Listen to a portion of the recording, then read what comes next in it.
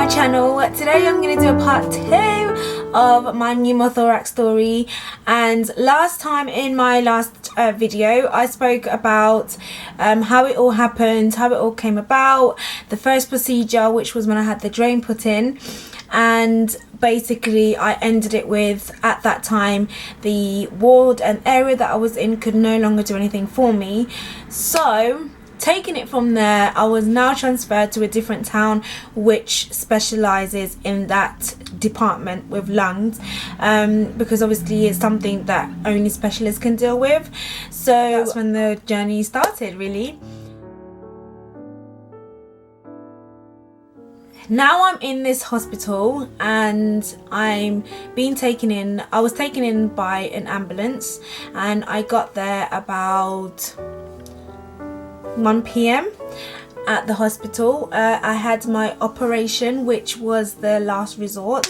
They decided that I needed to do an operation on this, and I got there in the morning. I was in this really nice room, and then later on that day they came and they took me and explained everything to me, and I was quite nervous, I was quite scared, but I knew it had to be done. So the last memory of that, I was in the surgery room, and you know what they do, they talking to you and then they put this mask over you, and before you know it you're gone, like you don't even know how it happened, like you're being put into some deep sleep.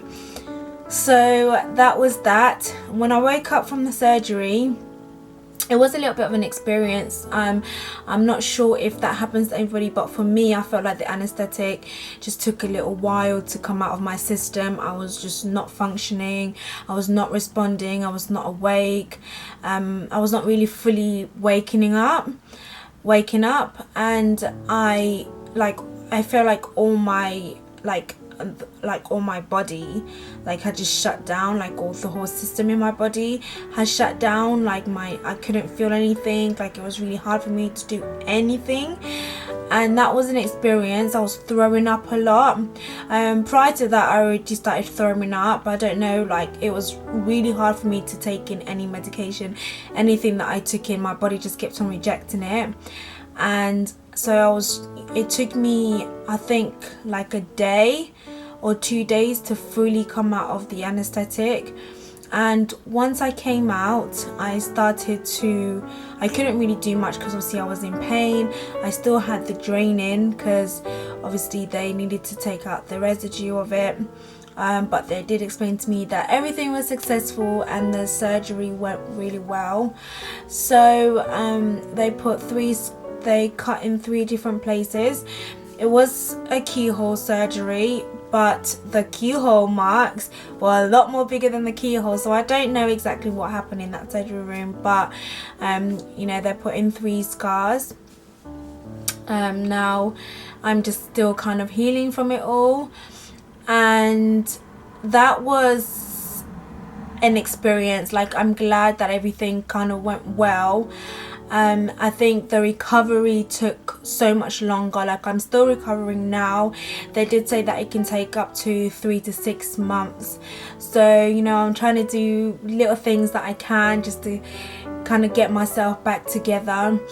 I think one of the worst things, or one of the hardest things that I faced being in hospital, I think once I kind of reached like week 1 or week 2, I just started to feel a little bit like numb, if you get what I mean. Like my mind was just kind of like dozed out. Like, I didn't have anything to say, I didn't have anything to think about. I was just kind of there, because there's not really much that you can do. Obviously, after my surgery, after my operation, I was sent home like 2 days or 3 days later, and at that time I was still feeling unwell and I was throwing up, but they still sent me home anyway. There was some complications, so I had to go back into hospital, and that's when I stayed in a lot longer, and I was just on medication and just had to do more stuff. And you know, there were days when, coming to the end, when I just started crying. Like, I don't know, I think it was just like not being able to do anything. I couldn't bath myself. Like I had to have people bath me, and I had to have people dress me. I lost my appetite completely, and that was really hard. I think I started to get used to it, like not being able to do anything for myself and just asking like a nurse, or when my mum came to visit me, like I just want to have a bath now, or you know, just help me do this, or put my socks, or pushing me to eat. And it started to become really hard. And I feel quite like privileged, because I feel like although the experience was like really hard and traumatic, I feel like there was so much grace to like carry through that experience, and like support to not go into that state of depression, or to not go into like a dark hole where it's like I don't have any hope. But like I had hope, you know, and I was like, yeah, I'm gonna come out soon. Or when I'd have people come around me and just visit me and encourage me, it would just be like, okay, you know, I'm gonna come out. And and I completely lost like all sense of care in terms of like how people saw me, or like, you know, when people came to visit me, because I was so sick. Like I just wanted to be well. And I remember one time I think I was like in so much pain, and I was just like asking the nurse for some painkillers, and it just took so long that by the time I woke up, I just burst out in tears. I was just like crying, and I was so sad.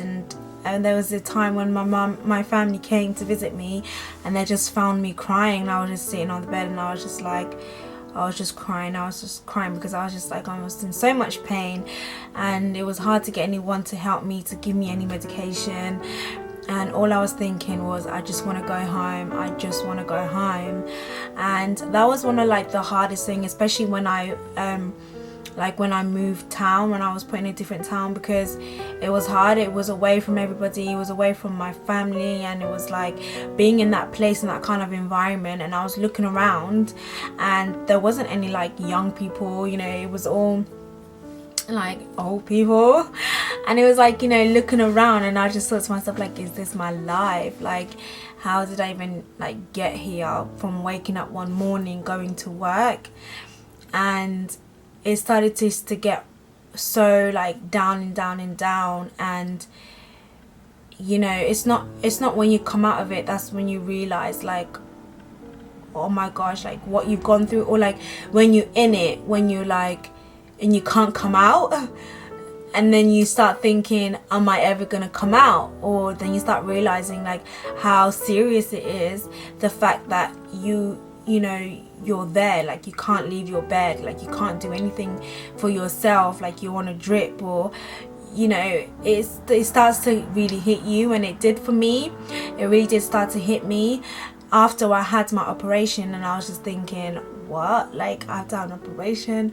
First of all, like that's intense. Second of all, I have to stay in hospital for like all these weeks are going past, and I'm just watching them go past, and they come round to me and they're like, you're gonna go home soon, and then you're going home tomorrow, and then tomorrow comes, you don't go home. And you know, that was one of the hardest times for me in 2015. And when I came out, I was so relieved, but it wasn't the end of it, because I was in bed for like so many weeks. And it was hard because I couldn't do anything. All the things that I love to do, I couldn't do anymore. Like I had to learn to just lay in bed and do nothing. And that was quite hard for someone like me, because I'm the kind of person who's always up and about, and I've got things to do. I like to move around. But yeah, I mean, all in all, like I'm just so thankful like that I'm here, and I can share my story, my experience with everyone, and just know that I'm gonna be okay. And if anyone that has experienced this, or any type of sickness that has put them in that situation, like you can get healed. Like it's not the end, you can have that hope. Like I would look at people around me, like in my ward, and I would just think, or you know, or like the way that they seemed, like their countenance was so down, I would just think like I'm in so much pain, and I would get frustrated because I can't be that encouragement to them, because I don't like seeing people in pain or being around that. But I was confident because I was like, I have hope. What about that person? Like, do they have hope? Like, how do you survive? You know, and yeah, like hope kept me going. And I'm just so thankful that even though I'm like still recovering, but I'm able to start doing the things that I love. I'm able to share that, and everything went well, and it's an experience that I will never forget, and it's an experience that I will learn from, and it's an experience that I can share with people. And even though it was a sad time in my life, but I feel like there was like great things that came out of it. Like I feel like even with my family, it was a time where it brought us closer, and it was a time where I really saw like the people that was around me who really cared.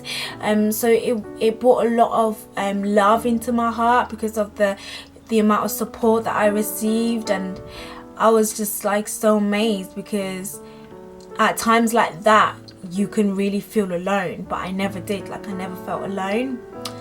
And yeah, so guys, I just wanted to share like my 2015 experience.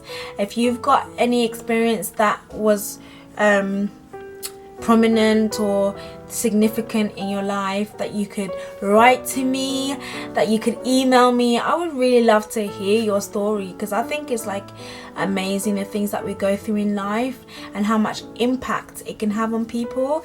So I hope you guys kind of enjoyed, well, not like you enjoyed there sitting there with like your tea, but I hope that it was inspiring, my story, and there's something about it that kind of stood out for you.